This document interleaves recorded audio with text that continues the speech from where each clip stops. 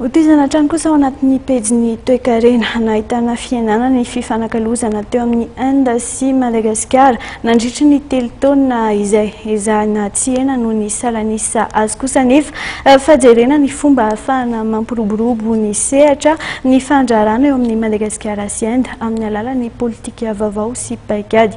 Eo ny masivony Inde izay miezaka manakaiky ny mpiantsehatra sy mpandrara eto amintsika. Nahitana fidinana ny fifanakalozana ara-bahatra teo amin'ny Inde sy Madagasikara tamin'ny taon-dasa. Raha toa karaka amin'ny 7,5 tapitrisa dolara izany tamin'ny taona 13,420 dia niena ho 7,7 tapitrisa dolara izany tamin'ny taona 14,5 fiainana 10 be izao. Niena 7,4 ihany koa ny fandranana avy any Inde makaty Madagasikara tao anatin'ny 3 taona lasa izay. Niena 17,5 ny fandranana makany Inde avy aty Madagasikara tamin'ny taona 12,420. Nahitana fiakarana kely kosa tamin'ny taona 14,420 ny makaty. Atsahatra io fiainana io hoy ny masivony Inde monina sy miasa eto Madagasikara ary tadiavina ny vahaolana entina ampiroboroboana ny sehatra ny fifanakalozana eo amin'ny Inde sy Madagasikara izay.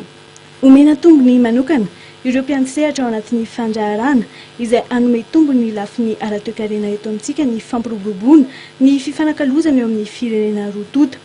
Nampiarina ny politika tarif zéro izay manafoana ireo aby amin'ny vokatra miisa 2,000 eo.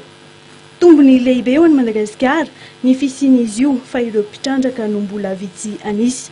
Anisan'ny olana moa ny tsy fisian'ny sambo mampitohy Madagasikara sy Inde ka eo ny fotoana sy ny fahalavirana izay mampiawatra ireo mpandraharaha.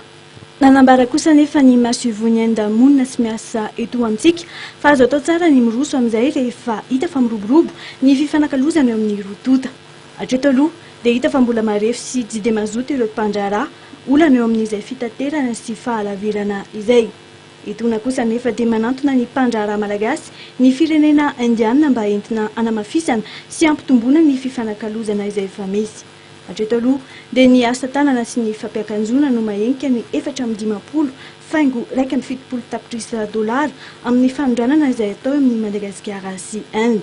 Raha toa ka betsaka ny sehatra mampalaza ity firenena toy ny fanafody tsaboana izay isahanan'izy ireo sehatra goavana manerana an'izao tontolo izao.